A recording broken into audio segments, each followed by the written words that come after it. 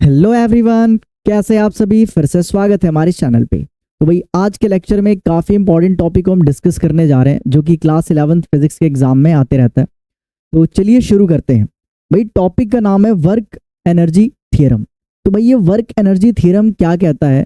तो according to this theorem the change in kinetic energy of an object is equal to net work done on it. क्या बोल दिया भाई?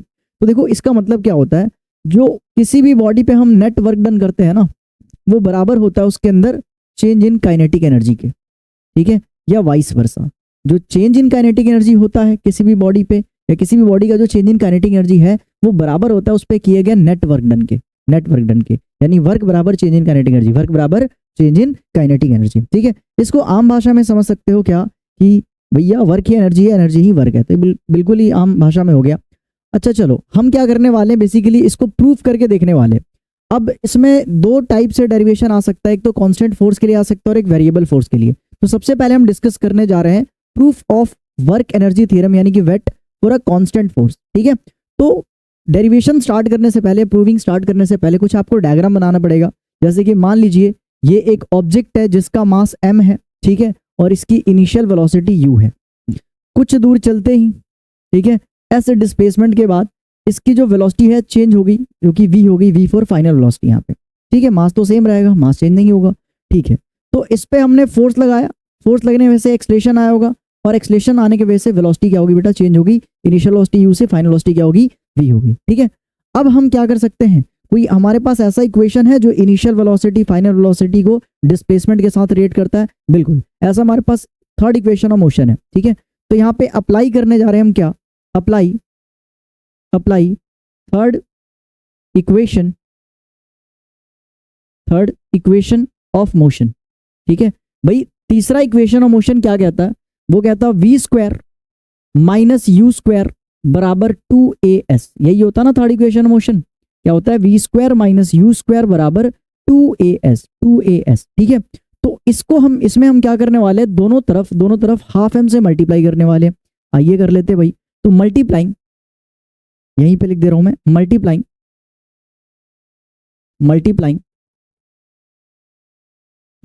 By half m in both side. हम क्या करने वाले, इस वाली इक्वेशन में दोनों तरफ हाफ से मल्टीप्लाई करने वाले हैं। तो आज भी कर लेते हैं। यहाँ पे भी हो गया half m v square minus you square equals to, इधर भी हाफ m से मल्टीप्लाई कर दिया, 2as। ठीक है, जो चीज कटपिटरा काटते हैं देन फिर आगे प्रोसीड करते हैं हम। देखिए यहाँ पे हाफ ने हाफ को मार दिया, तो यहाँ पे mass into acceleration into displacement आ गया। यहाँ पे क्या आ गया, हाफ mv स्क्वायर, और इसको इससे मल्टीप्लाई कर दो तो हाफ mu स्क्वायर। ठीक है भैया, ये मास इंटू एक्सेलरेशन कुछ होता है क्या? बिल्कुल भाई, मास इंटू एक्सेलरेशन क्या होता है, फोर्स होता है। मास इंटू एक्सेलरेशन क्या होता है, फोर्स होता है। तो यहाँ पे हम लिख सकते हैं क्या कि half mv square minus half mu square बराबर क्या हो गया, फोर्स इंटू डिस्प्लेसमेंट के। और फोर्स इंटू डिस्प्लेसमेंट ही क्या होता है भाई, वर्क होता है। फोर्स इंटू डिस्प्लेसमेंट ही क्या होता है, फोर्स इंटू डिस्प्लेसमेंट वर्क होता है। तो यहाँ पे हम लिख सकते हैं क्या, ये जो फाइनल काइनेटिक एनर्जी है माइनस इनिशियल काइनेटिक एनर्जी है, ये बराबर हो गया वर्क के। या ये हमने प्रूफ कर दिया क्या कि वर्क बराबर क्या होता है, change in kinetic energy which is equals to final kinetic energy minus initial kinetic energy.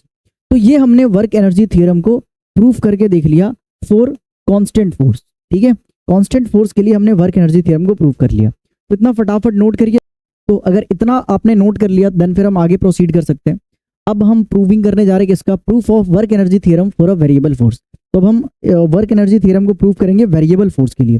तो आइए जरा करते हैं। मान लो एक ऑब्जेक्ट है, इसका मास m है। ठीक है, ये स्मॉल डिस्प्लेसमेंट ds चला। ठीक है, और फोर्स कितना लग रहा है, f, जो कि हर पॉइंट पे क्या हो रहा है, चेंज हो रहा है। ठीक है, तो मैं क्या करूंगा, एक छोटे से डिस्प्लेसमेंट ds के लिए फोर्स को हम कांस्टेंट अज्यूम कर सकते हैं। ठीक है, कर सकते हैं। ठीक है, तो भाई यहाँ पे क्या बोलूंगा, फॉर स्मॉल डिस्प्लेसमेंट ds। ठीक है, स्मॉल वर्क डन होगा। ठीक है, स्मॉल वर्क डन होगा। ठीक है, तो स्मॉल वर्क डन को हमने क्या लिख रहे हैं, dw लिख दे रहे हैं। ठीक है, स्मॉल वर्क डन को हम dw से रिप्रेजेंट कर रहे हैं। अच्छा, तो भाई वर्क डन का फॉर्मूला क्या होता है, f डॉट ds। ठीक है, f डॉट ds इसको जरा एक्सपेंड करिए तो क्या हो जाएगा, F D S cos theta, ठीक है, F D S cos theta. अच्छा, अगर थीटा यहाँ पे 0 डिग्री मान लो, ठीक है, तो कॉस 0 1 होता है, यानी ये तो 1 हो गया, यानी सिंपली डी डब्ल्यू बराबर क्या हो गया, एफ डी एस हो गया।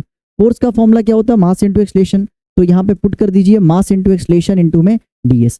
क्या मैं एक्सलेशन को ऐसे लिख सकता हूँ, क्या लिख सकता हूँ, dv बाई डी टी, बिल्कुल भाई, एक्सलेशन बराबर क्या होता है, dv बाई डी टी होता है ना, a बराबर क्या होता है, dv बाई डी टी होता है, तो हमने यहाँ पे लिख दिया। अच्छा जरा देखना ds बाई डी टी कुछ होता है क्या, ये कुछ होता है क्या, हाँ भैया ds बाई डी टी तो वेलोसिटी होता है, तो भाई यहाँ पे वर्क की जगह यहाँ पे ds बाई डी टी पे क्या आ गया, वेलोसिटी आ गया, तो dw बराबर मास, और ये ds बाई डी टी की जगह पे v लिख दे रहा हूँ मैं, और देन यहाँ पे बगल में क्या है, dv है। सुनो, मेरे पास स्मॉल वर्क डन है, ठीक है, स्मॉल वर्क डन का फॉर्मूला है mv अगर मेरे को कंप्लीट वर्क डन चाहिए, तो दोनों तरफ क्या करना पड़ेगा, इंटीग्रेशन करना पड़ेगा। लेट सपोज यहाँ पे 0 से w तक हम इंटीग्रेट कर रहे हैं फॉर कंप्लीट वर्क डन। अच्छा, यहाँ पे क्या हो रहा है भाई, यहाँ पे इनिशियल वेलोसिटी u से फाइनल वेलोसिटी v तक हम इंटीग्रेशन कर रहे हैं, क्योंकि वेलोसिटी में चेंज कहाँ से कहाँ तक आ रहा था, u से v तक, है ना। चलिए अब देखो भाई, ये dw का इंटीग्रेशन तो क्या होता है, वर्क ही होता है भाई, वर्क ही होता है ना। अच्छा चलो, और फिर ये मास तो बाहर आ गया, तो v dv का integration from u to v क्या होने वाला है, तो भाई इसका पावर 1 है, तो बेसिकली इंटीग्रेशन क्या हो रहा है, यहाँ पे इंटीग्रेशन हो रहा है अंदर में v स्क्वायर बाय 2, ठीक है, v स्क्वायर बाय 2। इंटीग्रेशन कैसे करते हैं, इसमें पावर में क्या करते हैं, एक ऐड कर देते हैं और एडेड पावर को नीचे छाप देते हैं। लिमिट कहाँ से कहाँ पुट करना है, u से v पुट करना है। तो अब बस हमारा स्टेप कंप्लीट होने वाला, ध्यान से देखें। सबसे पहले अपर लिमिट पुट करेंगे, देन माइनस लोअर लिमिट इसमें, तो वर्क बराबर क्या हो गया भाई, वर्क बराबर क्या हो गया, m। सबसे पहले अपर लिमिट पुट करा, यानी कि v स्क्वायर बाय 2, और फिर lower limit u square by 2, ठीक है। अब जरा इसको मल्टीप्लाई कर दो, तो यहाँ पे वर्क बराबर जो आया है, वर्क बराबर आया क्या, half mv square minus half mu square. क्या यही चेंज इन काइनेटिक एनर्जी के बराबर है, बिल्कुल, ठीक है। तो यहाँ पे हमने प्रूफ करके देख लिया कि वर्क बराबर क्या होता है, चेंज इन काइनेटिक एनर्जी। सो हमने वर्क एनर्जी थ्योरम को वेरिएबल फोर्स के लिए भी प्रूफ करके देख लिया। तो इतना नोट डाउन करिए।